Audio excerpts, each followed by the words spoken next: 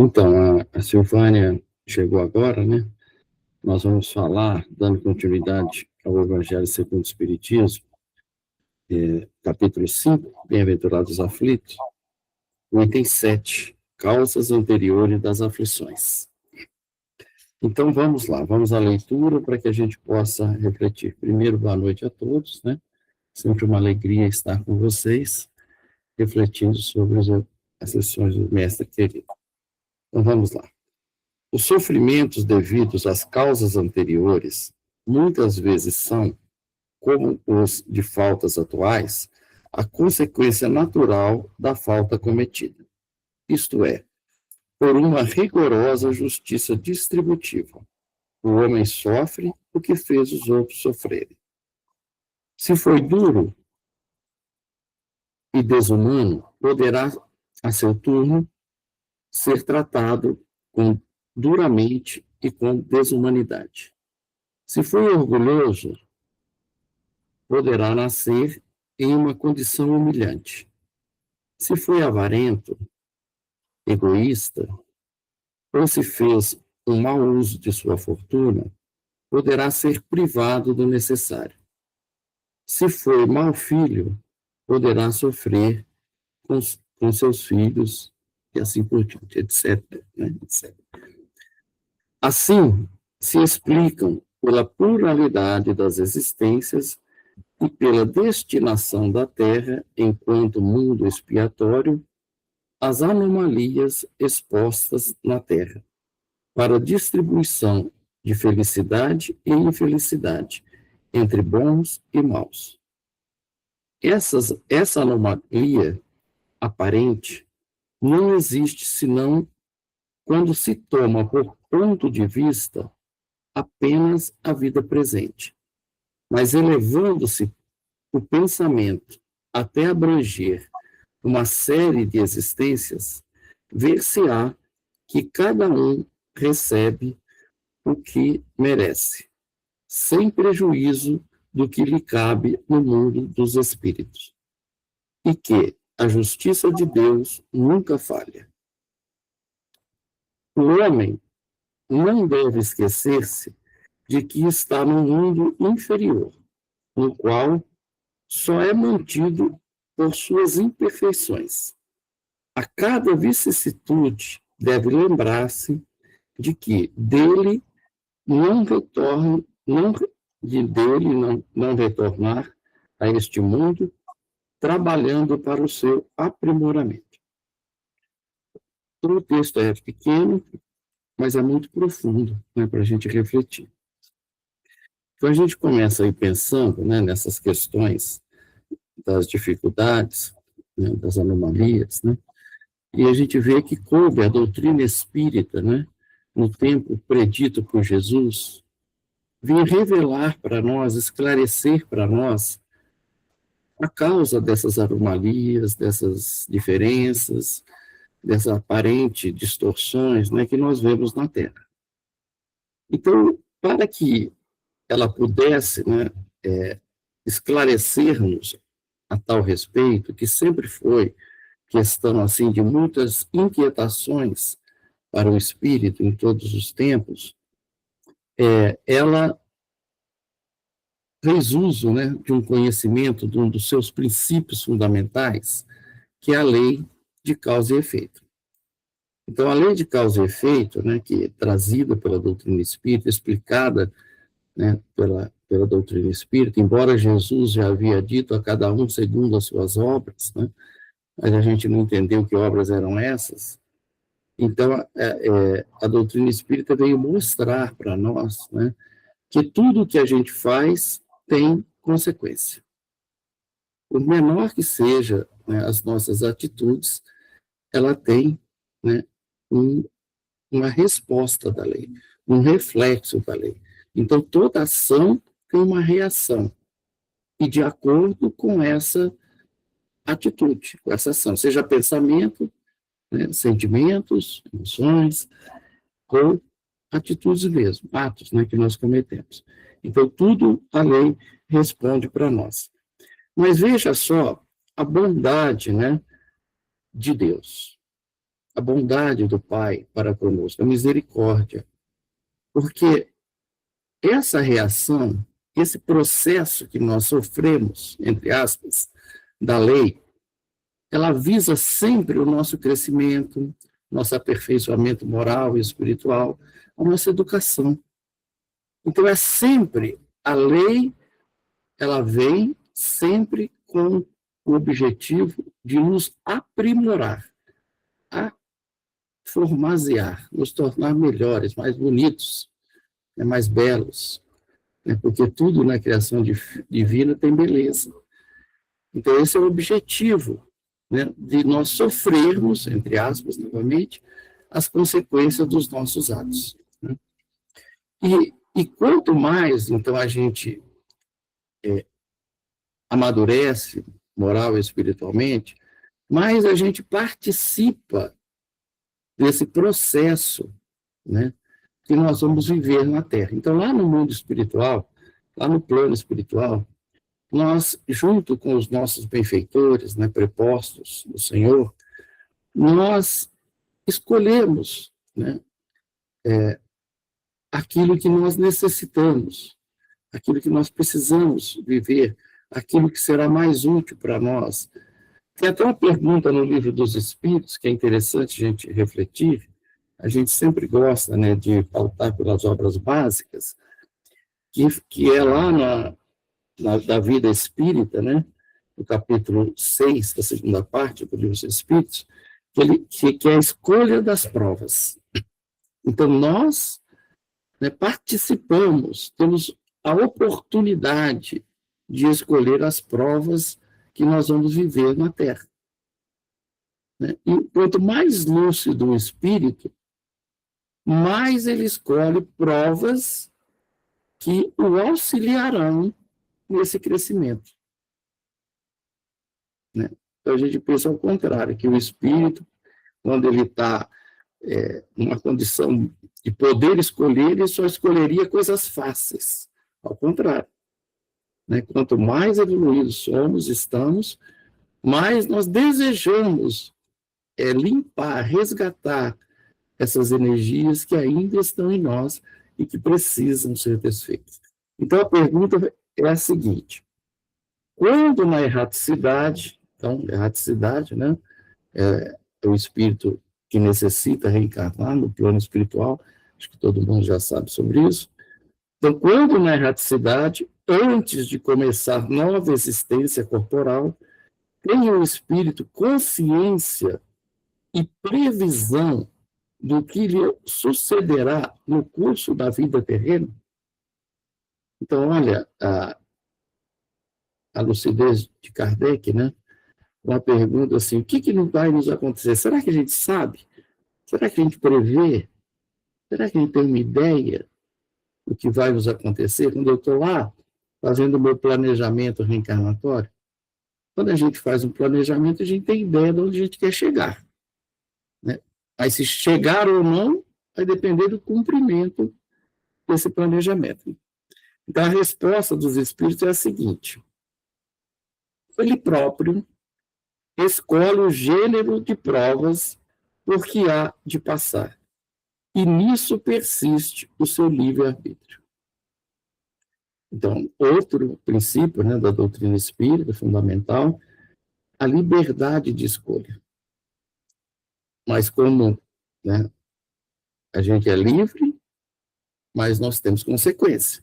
A lei de causa e efeito, como diz Paulo, a semeadura é livre, mas a colheita é obrigatória. Aos Gálatas, lá ele fala para nós: tudo que o homem semear, isto também ceifará. Então, nós temos liberdade, mas tem consequência e responsabilidade sobre aquilo que nós estamos semeando. E ele continua, Uma outra pergunta, sequência, que é a 258A. Não é Deus, então, quem impõe as tribulações da vida como castigo? Porque muitas vezes o espírito, ainda ignorante da própria lei, Ignorante é um termo pesado, mas é o termo correto, né? Ou ainda, né, que não tem uma maturidade para compreender a lei, que é a mesma coisa, ele, ele questiona muitas vezes a, a postura de Deus, como se Deus tivesse atitudes divergentes para cada um de nós, né? Para um ele faz isso, para outro ele faz outra coisa, né? Como se ele desse castigo ou privilégio. Deus não faz isso, né? O privilégio é em a gente buscar, né, fazer aquilo que é certo. Então, não é Deus que nos castiga, né? A pergunta é essa. É a resposta. Nada ocorre sem a permissão de Deus. Então, a lei de Deus, ela é soberana, justa, sábia e misericordiosa, né? Então, a lei é que vai nos dirigir. Então, se nós passamos pelas provas que muitas vezes nós mesmos escolhemos, não é Deus. Ele permite porque está dentro do processo educativo que a lei nos impõe. Né? Porque todos nós temos que crescer. Todos nós temos que chegar aos objetivos traçados pelo Pai quando nos criou. Que é sermos perfeitos, né? Que é atingirmos a felicidade real, né? Então, para isso, nós vamos passar pelas situações necessárias. Então, Deus permite. Aí, continuando a resposta, ele fala: porquanto foi Deus quem estabeleceu todas as leis que regem o universo. E de agora perguntar por que decretou ele esta lei.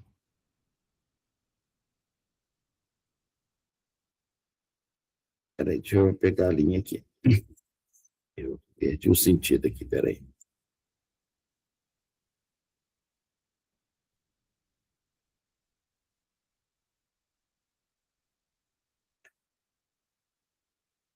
E de agora perguntar por que decretou ele esta lei e não aquela, dando ao Espírito a liberdade de escolher, Deus lhe deixa a inteira responsabilidade de seus atos e das consequências que estes tiverem. Nada lhe estorva o futuro.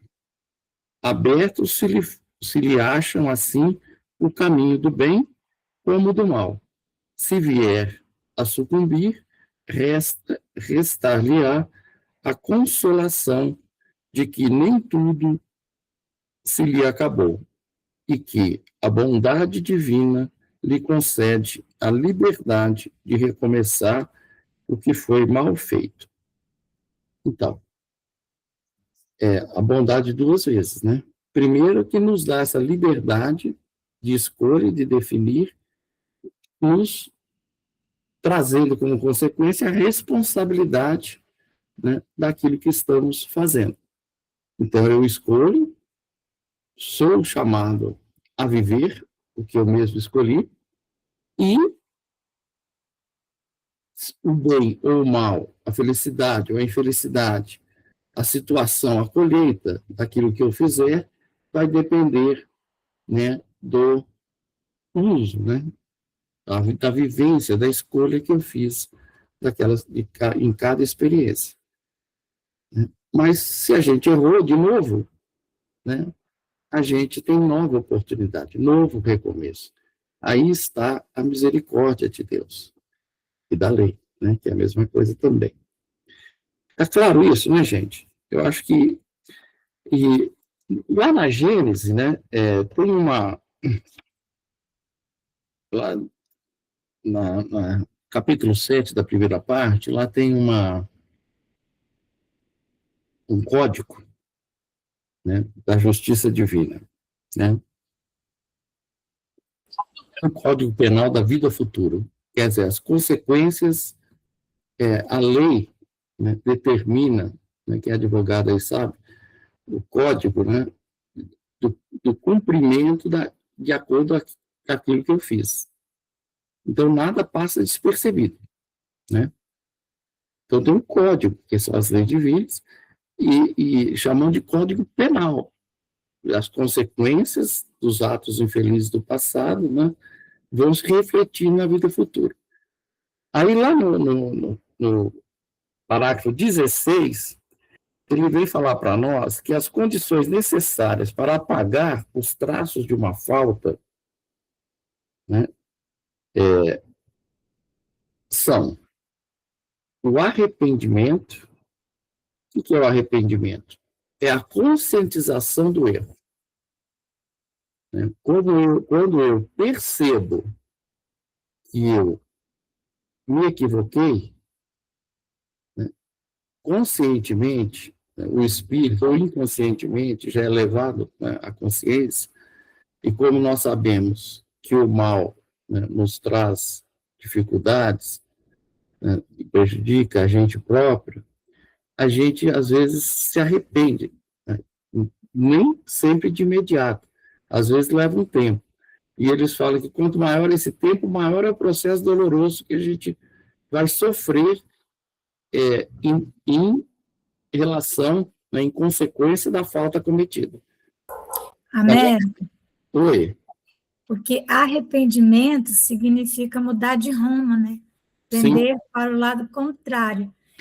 Então, enquanto você não muda o rumo, você não se arrependeu, né? Você precisa ter... Arrepender é isso, é mudar. Não é igual ao remorso é diferente. Não é culpa, né? Arrepender é você perceber que errou e desejar fazer diferente. Mudar o rumo, né? E mudar, né? Um processo, né, que como fala, que nos impulsiona. É o primeiro. Arrepender, né? Pender para o outro lado. Uhum. Aí ele fala que o segundo passo, né, ou a segunda condição é expiar a falta cometida, que é sofrer em nós a consequência que fizemos o outro sofrer, a dor do outro. É por isso que é expiação, por isso que ele fala aqui que a Terra é um planeta de expiação e provas. Né? Expiação, porque quando a gente vai cometendo os nossos equívocos, a lei vai nos colocando em situações para sentir em nós a dor que nós causamos para o outro. Mas ainda não está reparada a falta, né?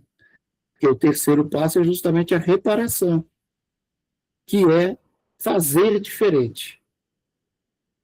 Então, a gente vai ter oportunidades semelhantes, nem sempre é com a mesma pessoa, né, com o mesmo espírito, mas oportunidades semelhantes, e a aprovação, a reparação é a prova de que eu aprendi e que eu não vou errar de novo.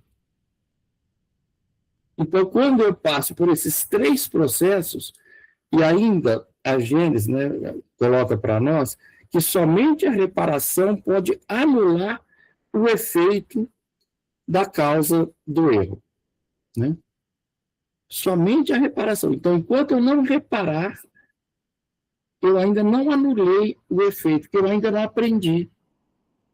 Porque a lei, como ela é de amor, ela nos leva ao aprendizado, à construção dos valores morais e das virtudes, a expansão desse potencial divino que nós temos. Isso é a prova que a gente aprendeu.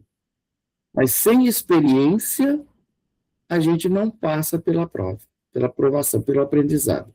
Por isso que a vida física, né, as vidas sucessivas, né, que a doutrina espírita traz também, a reencarnação, né, como outro princípio fundamental, ela vem nos esclarecer, né, nos auxiliar, né, nesse processo de reparação dos nossos erros e de construção ou expansão do nosso potencial divino. Mas tem uma palavra nesse texto que me chamou muita atenção, né? Não sei se vocês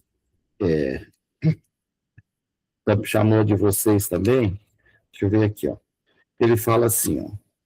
Isto é, né? Então, as faltas, tanto as do passado, né, quanto as atuais, elas têm consequência que é natural, né? A consequência natural, que é o sofrimento, que é a dor.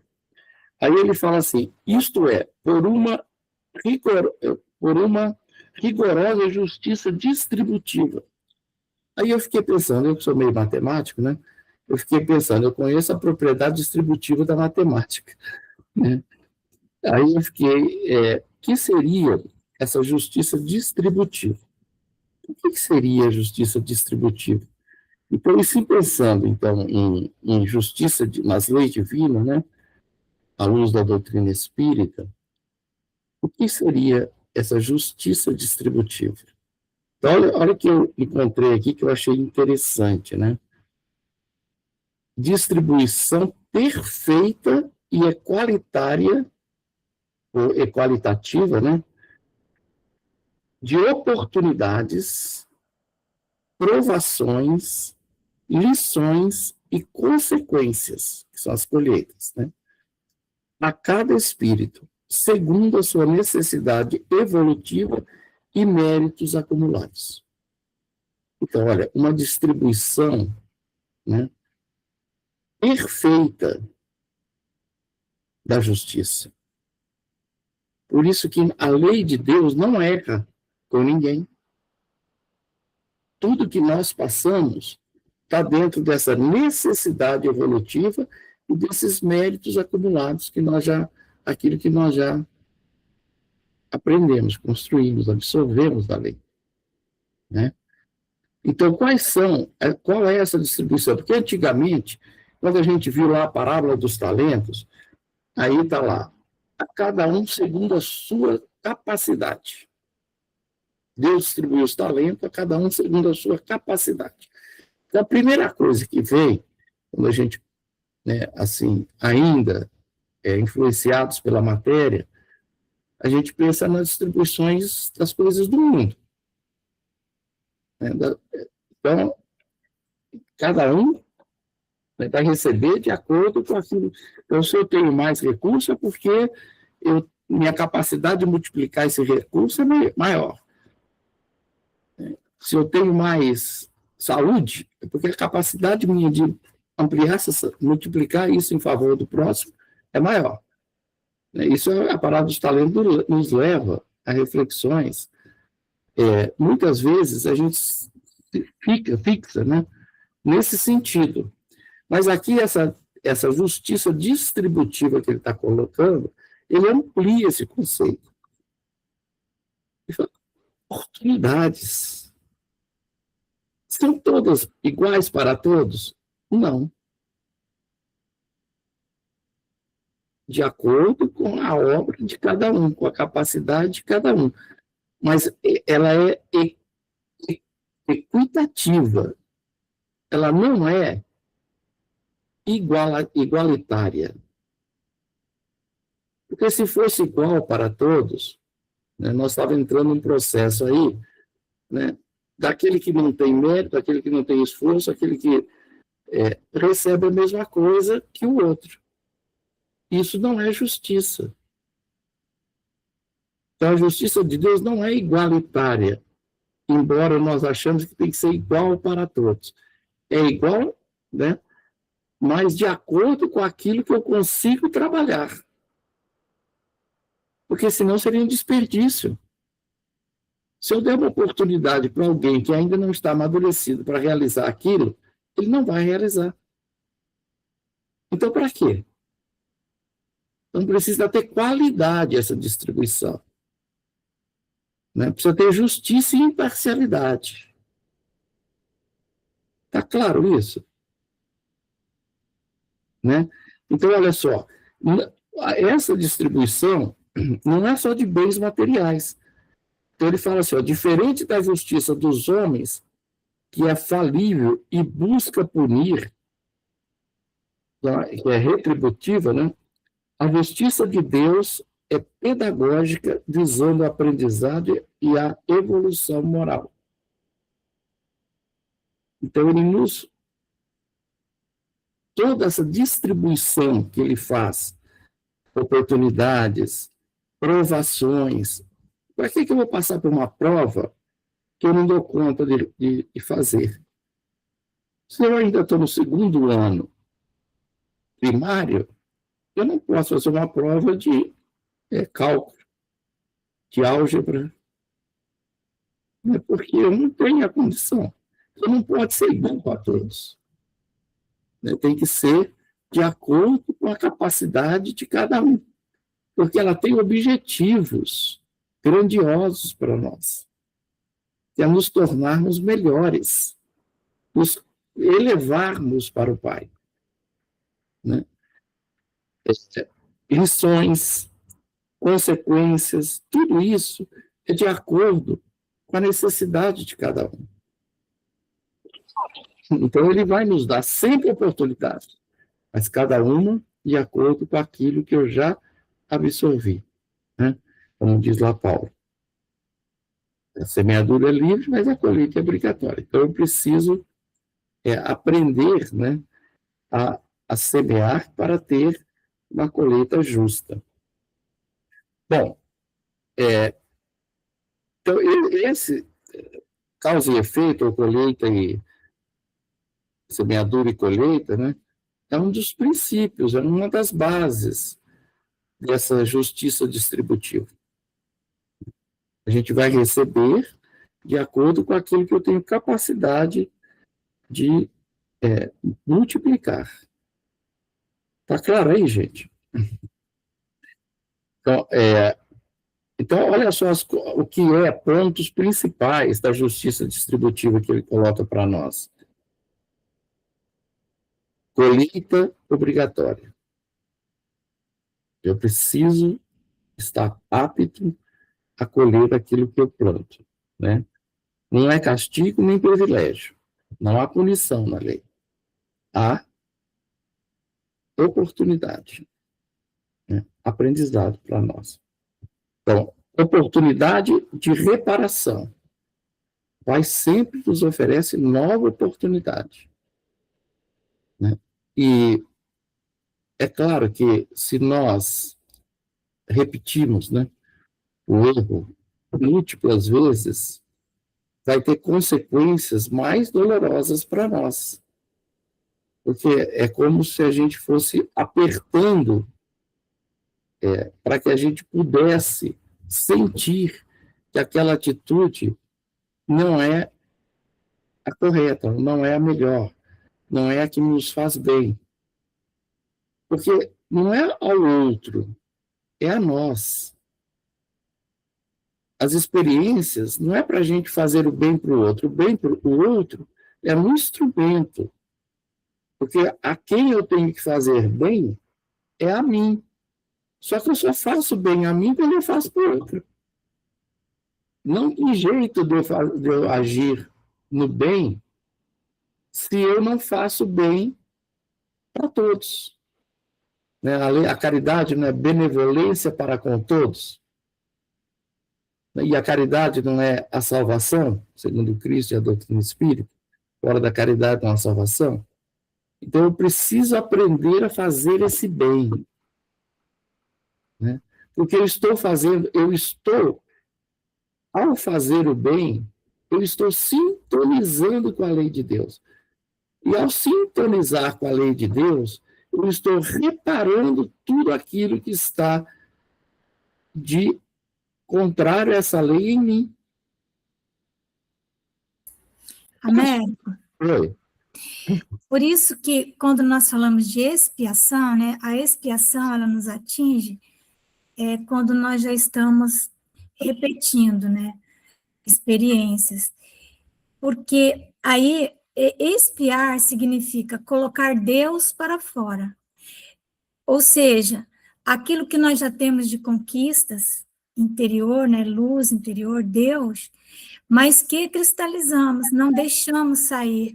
Então, né, botar para fora, pia Deus, né, expiar, então é botar Deus para fora. O processo expiatório é para que nós, já podendo fazer, não fazemos. Isso. Então, por quê? Porque o nosso Deus interno está preso, né? Tá. E então, a dor vem para que possamos colocar esse Deus para fora. Então, quando colocamos o Deus para fora, quando expiamos, seja através do que for, aí nós conseguimos reparar, né? Porque aí estaremos capacitados, né? Estamos capacitados, nós temos o Deus interno. Temos as condições, só que nós não as colocamos para fora. É diferente do ignorante, aquele que não conhece, aquele que não tem responsabilidade dele é menor, ele não vai expiar, ele vai aprender. Então, por isso que com ele é prova, né? Não sei se eu me fiz entender. Entendi. Então, e a sabedoria de Deus é tão grande, né, e dentro dessa justiça distributiva, que ele nos dá essa autonomia. Então, o Espírito tem a autonomia de realizar, de fazer, de decidir, né? E as suas leis, ao contrário da justiça do mundo, né, em que precisa ter um juiz externo, precisa ter um júri externo que vai nos absolver ou condenar, Deus já nos deu a consciência, que é o nosso juiz. E é ela quem vai, diante do que nós recebemos, diante do conhecimento, diante dos processos de despertar essa consciência da dor, de toda a experiência que nós vivemos, toda a situação que nós vivemos, é a consciência que vai responder. Então, quem nos pune, entre aspas, não é Deus, embora as leis tenham todos os mecanismos, mas a própria consciência percebendo o erro, né? Então, ela lá se arrepende, muitas vezes ela entra no processo de culpa, no processo de remorso, mas vai chegar um ponto em que ela vai arrepender, vai expiar, igual a Márcia está colocando, né? Vai eliminar de nós essas mazelas e deixando que Deus, né, que é a própria consciência, que Ele está na consciência, que suas leis não estão lá, que Ele expanda de nós, né, para que estarmos aptos de passar pelas provas.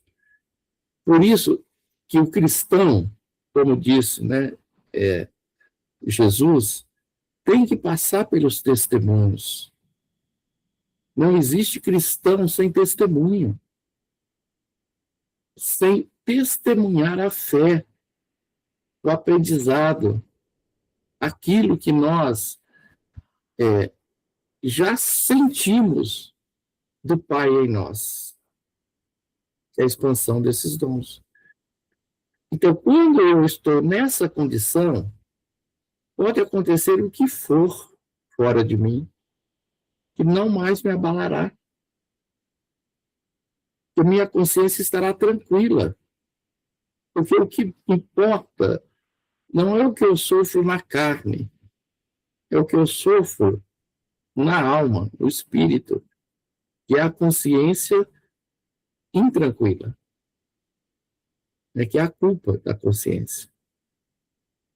Então, quando eu estou expandido nos meus potenciais, eu tenho serenidade, tranquilidade para passar por qualquer experiência, né? Dando provas da minha fidelidade a Deus, né? Como cristão que desejo ser. Então, isso é a autonomia que o Espírito tem. Só o Espírito, né, nas criações divinas, tem essa condição. Porque só o Espírito é a imagem e semelhança do Criador. Só o Espírito é a obra-prima do Pai. Só nós seremos co-criadores junto com Ele no universo. Então, olha só, gente. Se a gente não tem motivos para ser feliz, para vencer toda e qualquer dificuldade, compreendendo que essas dificuldades são as oportunidades benditas que o Pai está nos oferecendo para que a gente repare os nossos erros e caminhe na sua direção. que é a direção da felicidade.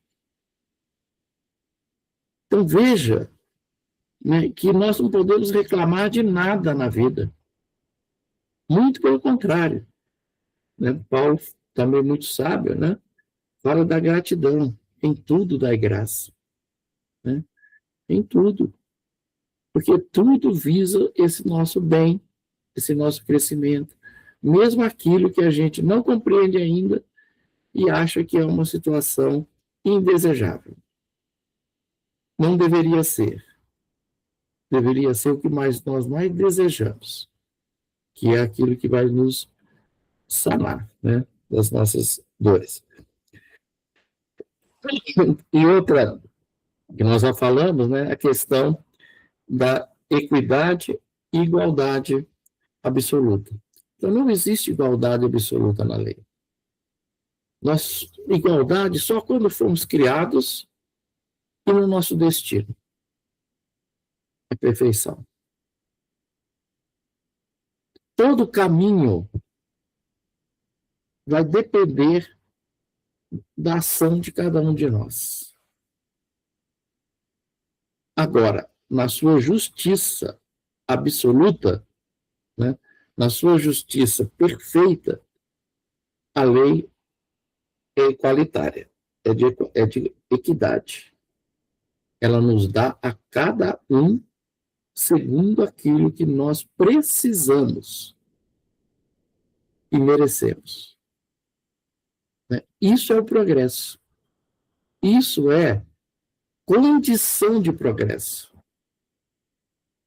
Porque muitas vezes, até politicamente, né, nós achamos que as questões devem ser iguais. Mas toda vez que a igualdade, até está no Evangelho, né, é distribuída, há uma disparidade. E aqueles que têm mais fragilidades, ou que têm mais dificuldade de multiplicar, eles se perdem. E daqui a pouco está tudo desigual de novo. Né? A diversidade de carisma, acho que a Ivone, né, coloca. Né? Então, a gente precisa entender isso da lei. A lei vai nos dar aquilo que nós precisamos, aquilo que nós já conseguimos trabalhar. Por isso que o jugo é suave e o fardo é leve. Senão fica um fardo muito pesado. Se a gente recebesse uma coisa que não tem condição ainda de trabalhar, é muito pesado. Né? E com certeza, um peso muito grande, a gente não consegue carregar. Né? E essa justiça de Deus tem que ser com amor. Por isso que a última lei lá, né, do Livro dos Espíritos, né, das leis morais, é a lei de justiça, amor e caridade. Porque não tem justiça sem amor. Não tem justiça sem a prática da caridade, a vivência da caridade. Sem pensarmos no todo, não na individualidade. Sem agirmos sempre pensando no todo. Então, a justiça exige amor. Né? Porque na individualidade é egoísmo. Nós estamos falando de uma justiça que nos impulsiona, né, para frente. Bom, então quando a gente... Está tranquilo aí, gente? Quando a gente age, né, as nossas atitudes, os nossos pensamentos, nós vamos criando em torno de nós uma atmosfera. Né? Como se fosse... E nós estamos mergulhados nessa atmosfera. Como se fosse um grande oceano mesmo. De energias, né? De vibrações, de imagens mentais, de fluxo mental, né? Onde nós estamos inseridos. Então, para que o espírito, né, consiga aproveitar a experiência que nós somos chamados a viver, o convite que tem sido nos feito agora é a gente modificar esse conteúdo mental que nós trazemos. Porque até então, nós nos pautamos muito nas reclamações, nas revoltas, nos medos, né? Nas posturas assim, que demonstram totalmente uma incompreensão da lei divina, da bondade divina agindo por nós. Até hoje foi isso que criamos. Por isso que nós estamos inseridos num mundo de tanta dificuldade. Por isso que ele fala aqui que para sair desse mundo, nós precisamos sair das nossas imperfeições. Né? O Evangelho fala aqui para nós, né?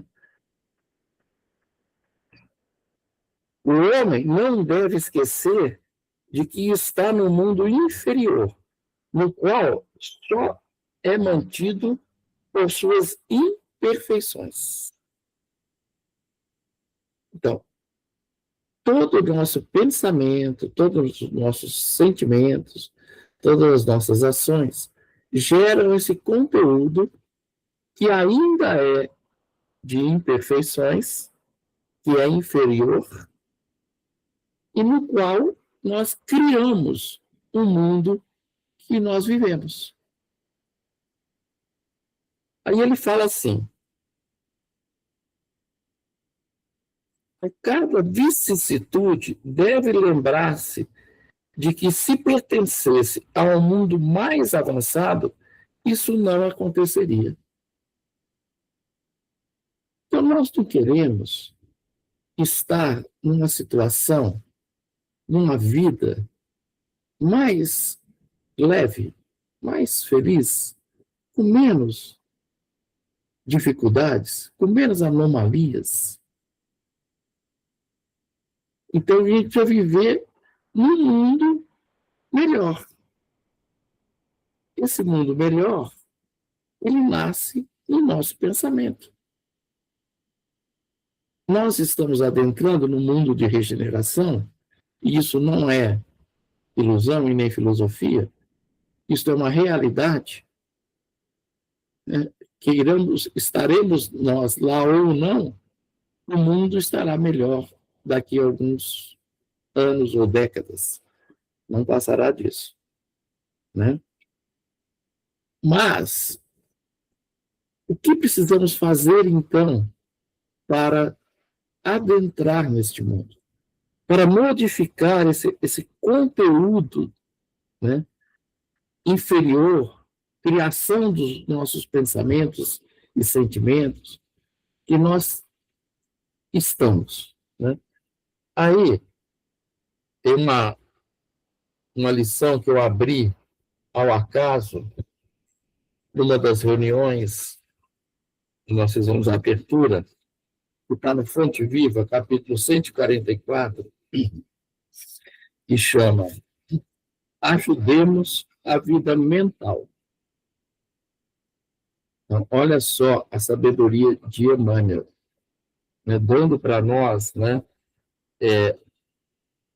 o que devemos fazer para sair desse contexto, né, de dificuldades em que nós estamos. Então, Emmanuel fala assim, ó, caminhando para o final, né? Seja a nossa tarefa primordial o despertamento dos valores íntimos e pessoais. Então, se nós temos essa autonomia de ação que o Pai nos dá, que a lei nos dá, e a consciência é o nosso juiz, e nós, então, vamos despertar os valores íntimos que já estão em nós, que são os dons divinos, né? Então, isso é primordial. Enquanto a gente não conscientizar que nós somos deuses, nós não sairemos dessa situação. Aí ele fala em seguida: auxiliemo-nos o companheiro a produzir quanto possa dar de melhor ao progresso comum. no plano, no ideal e na atividade em que se encontra. O primeiro passo é com a gente. Despertar em nós os dons, né? Íntimos, valores íntimos. O segundo passo é auxiliar o outro a também despertar. Aonde ele estiver, né? Produzir quanto possa dar de melhor ao progresso comum, no plano, no ideal e na atividade em que se encontra. Lembra lá da pergunta 132? A parte que nos cabe na obra da criação, né? Que também é um objetivo da encarnação. Ele não pode pensar só na gente. Ao crescer, automaticamente nós temos que expandir para o outro esse crescimento. É claro que a gente não cresce para o outro. A gente pode auxiliar. Auxiliar ele, né? Auxiliá-lo pelo exemplo, pelas atitudes, até pela palavra amorosa, né? Bom, aí Emmanuel continua. Orientar o pensamento, esclarecê-lo e sublimá-lo é garantir a redenção do mundo, descortinando novos e ricos horizontes para nós mesmos. Então, olha, orientar o pensamento, esclarecê-lo e sublimá-lo. Então, esclarecimento, conhecimento do ser espiritual, né, de nós mesmos, conhecimento da verdade. Esclarecimento é fundamental. Conhecereis a verdade, mas a sublimação do pensamento. Aprender a pensar mais alto. Américo. Das faixas, né, dos padrões normais da humanidade, da multidão. Jesus sempre nos orienta a sair da multidão. Kardec, só um minutinho, Márcia. Kardec, ele falava que quando ele entrava nos processos de dificuldade, né, de muita pressão e tal, ele se elevava além deste mundo para ter uma clareza de pensamento.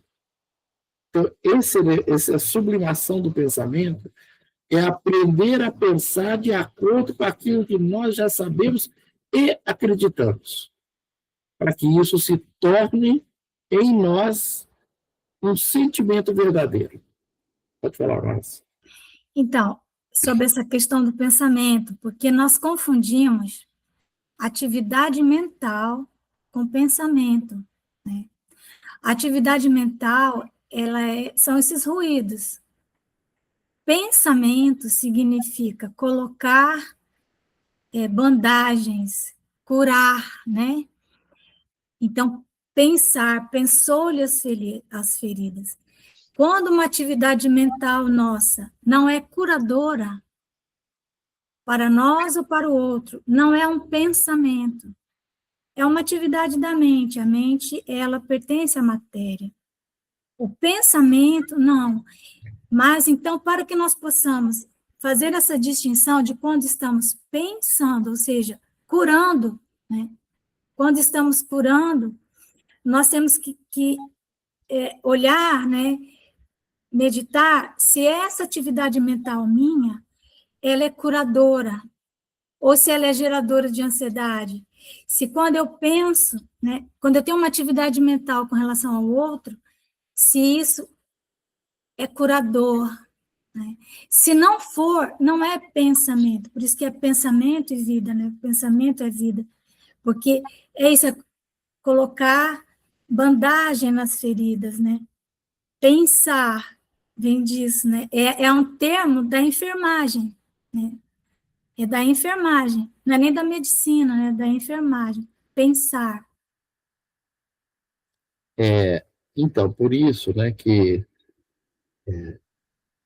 o pensamento é um dos dons divinos, é um dos atributos do espírito. Aliás, o primeiro a ser trabalhado pelo conhecimento, né? Então, todo dom divino, todo atributo do espírito é bem, como sentimento, como a vontade, né?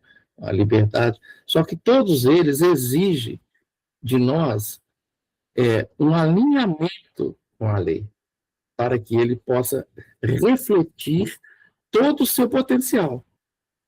Então, o pensamento é curador. Mas se eu não orientar ele de acordo, ele pode gerar dificuldades. Quando a Márcia falou da ação mental, né? Atividade mental uma coisa, Então, pensamento é outra. Às então, vezes estou pensando, não, você não está pensando. Você está fazendo uma atividade mental, né? Então, essa atividade mental, eu fiquei pensando assim, às vezes a gente acorda 3 horas da manhã, né? E começa, entre aspas, pensar um monte de bobagem. Até escutei um estudo uma vez, uma pessoa que fez lá no Pazamania falando sobre isso. Por quê? Porque a gente não está no processo de pensar. Estamos numa atividade mental. E tudo aquilo que a gente pensa de madrugada não é realidade. A gente acorda de manhã e não tem nada daquilo concretizado. A gente pensou num monte de coisa, num monte de bobagem, né? Porque a gente não pensou, a gente não acionou esse potencial nosso que é o pensamento. Mas só para encerrar, que já estão... Aí a última frase que Emmanuel fala é assim, ó, ajudemos a vida mental da multidão, e o povo conosco encontrará Jesus mais facilmente para a vitória da vida eterna. Então, olha, a vida mental é um processo criador que nós precisamos, né, estar auxiliando em nós e em todos. Porque eu costumo dizer que nós temos, a vida é uma só do espírito, mas nós temos 3 vidas. Nós temos a vida material, que é o que nós vivemos na Terra. Nós temos a vida mental, que é o que nós vivemos no campo da mente. E nós temos a vida espiritual, que é a verdadeira vida, né? Então, tudo tem que fluir, não importa em que nível que nós estamos, tudo tem que fluir para a vida espiritual, para o espírito imortal que somos, construindo em nós os valores imperecíveis, né, que já estão em nós em estado latente. Então, acho que é isso, gente. Que maravilha que diz tudo. Quanta sabedoria, quanta verdade nós tivemos aqui a oportunidade de assimilar para poder praticar, né? Achei muito enriquecedora todas essas. E isso nos dá a nós muito maior responsabilidade, que foi o que a Márcia falou, né? Não podemos alegar desconhecimento, de forma alguma. Estamos aqui para praticar aquilo que já é do nosso conhecimento, né? Eu vou finalizar solicitando a Leni para fazer a prece final. E, mais uma vez, muito obrigada, Américo, muito obrigada, Márcia, muito obrigada a todos. Eu que agradeço, seu bem. Então, vamos, neste momento,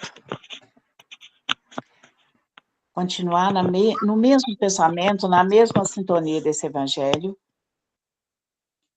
Primeiramente, agradecendo a Deus por esse dia que passou. Gratidão, ó Pai, por tudo que o Senhor tem nos dado. E que possamos aliviar os nossos pensamentos, parar um pouco, refletir, para depois continuar a caminhada. Nos ajude, Senhor, a ser mais leves, a confiar mais. Rogamos a Ti, Senhor, nessa época de chuva. Quantas pessoas que as roupas não secam, os barracos que chovem dentro. Rogamos a Ti, ó Pai, pelas cidades que são inundadas. Sabemos, Senhor, que Tu está certo. Sabemos que o Senhor é conosco a todo momento, até nesses momentos. Que possamos abrir o nosso coração, a nossa mente, o nosso entendimento e compartilhar, não só nesses momentos, Senhor, mas todos os momentos que o Senhor nos convida, que o Senhor nos dá a oportunidade de fazer o bem, que seja material, que seja moral, que seja do jeito que for, que possamos entender, Senhor, que somos todos irmãos. Se um passa fome perto da gente, porque está sobrando a nossa lata. Então, Senhor, nos ajude a olhar no olho do outro e sentir e perceber o que o nosso irmão está passando, qual a tristeza que ele traz. Que possamos compreender e sermos fraternos e compreender que somos todos irmãos. Depois desse evangelho, Senhor, não tem como não agradecer por essa oportunidade da reencarnação. Muito obrigado, Pai. Fique sempre conosco, hoje, agora e todo sempre. Que assim seja, Pai querido. Que assim seja. Que assim seja. Graças a Deus. Assim seja. Boa noite, Que assim pessoal. seja. Boa noite, gente. Boa noite.